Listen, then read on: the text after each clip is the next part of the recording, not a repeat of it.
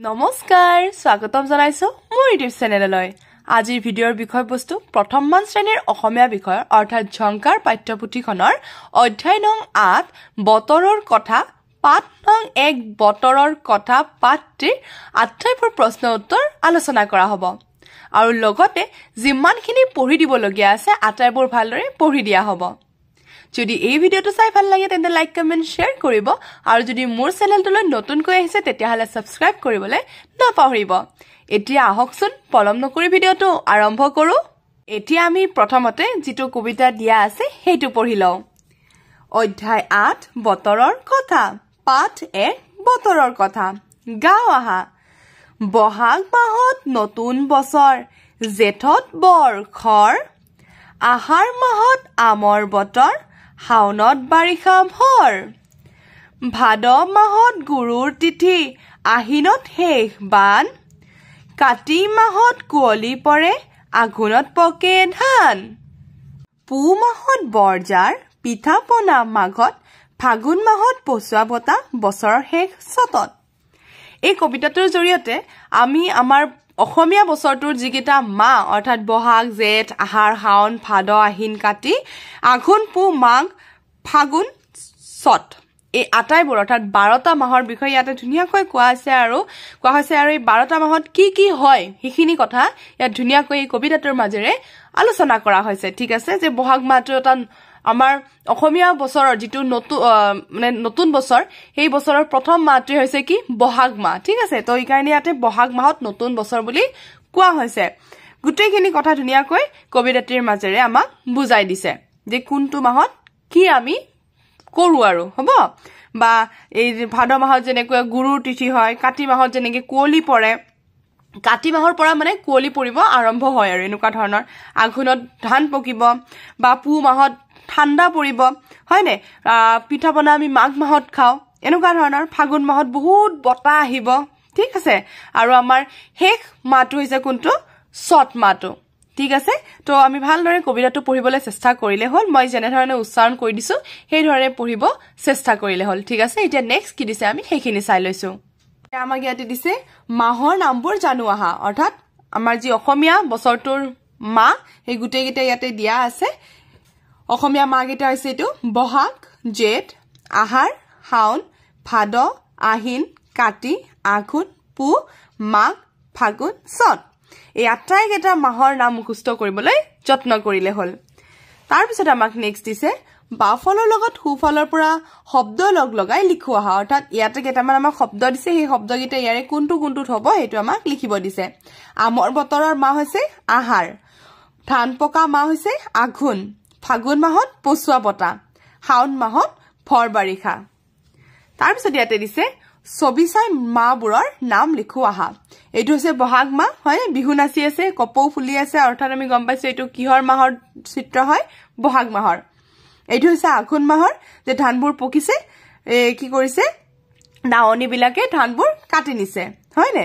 এইটো হৈছে মাঘ মাহ ইয়াতে মেজি জ্বলাই আছে আমি গম পাইছো আমি মেজি কোনটো মাহত জ্বলাও মাঘ মাহত জ্বলাও হয়নে তো এইটো মাঘ মাহৰ এইটো ফাগুন মাহ অৰ্থাৎ বতাহত গছৰ পাতবোৰ কি হৈ আছে হৰি আছে হয়নে তো এইটো হ'ব কি ফাগুন মাহ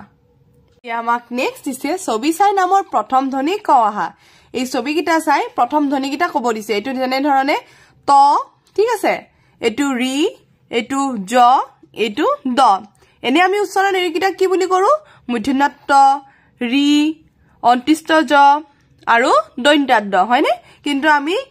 যেতিয়া কোনো এটা শব্দ মাতিম আমি কি বুলি কওঁ টকা তো আমি কি উচ্চাৰণ কৰিলো ত উচ্চাৰণ কৰিলো ৰিখি তো কি কৰিলো ৰি জব তো আমি কি কৰিলো জ দলং তো আমি কি কৰিলো দ তো আমাক প্ৰথম ধ্বনিকেইটা কেৱল উচ্চাৰণ কৰিব দিছে ঠিক আছে এতিয়া আমাক নেক্সট দিছে গাও আহা আৰু মূৰ্ধন্য বা ত থকা শব্দবোৰত ঘেৰ দিও আহা টকৌ গছত হাৰি হাৰি টুকুৰাৰ বা বাটত কোনে বজাইছে টকাৰী শুনুগৈ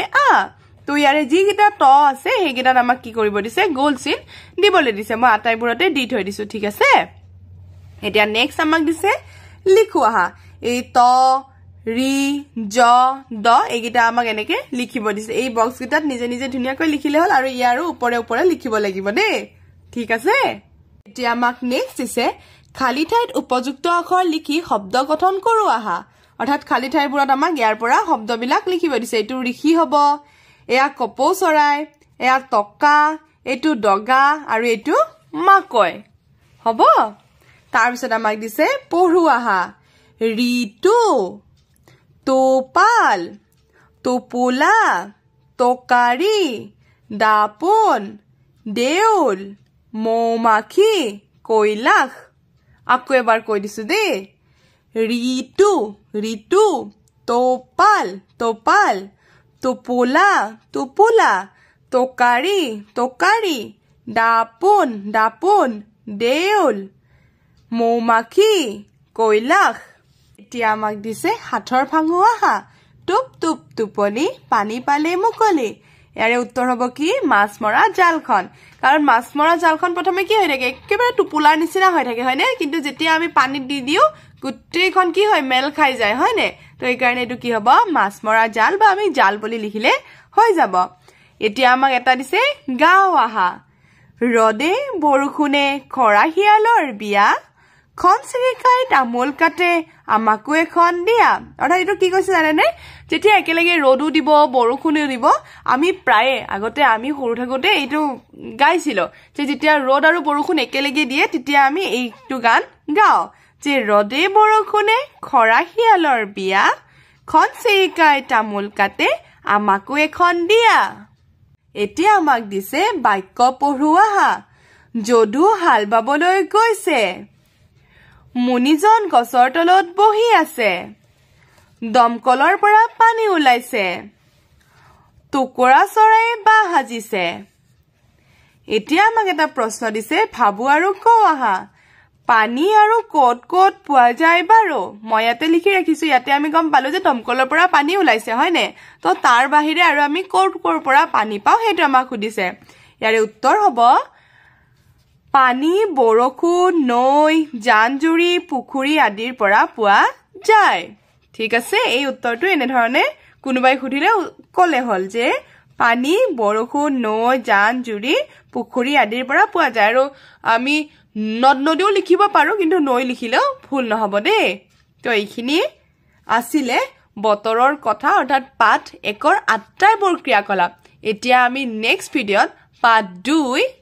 বেলি আৰু বতা পাঠি ভালদৰে পঢ়িম আৰু লগতে যিমানখিনি প্ৰশ্ন উত্তৰ আছে আটাইবোৰ আলোচনা কৰিম ঠিক আছে তেন্তে আজিৰ কাৰণে থ্যাংক ইউ ফৰ ওয়াচিং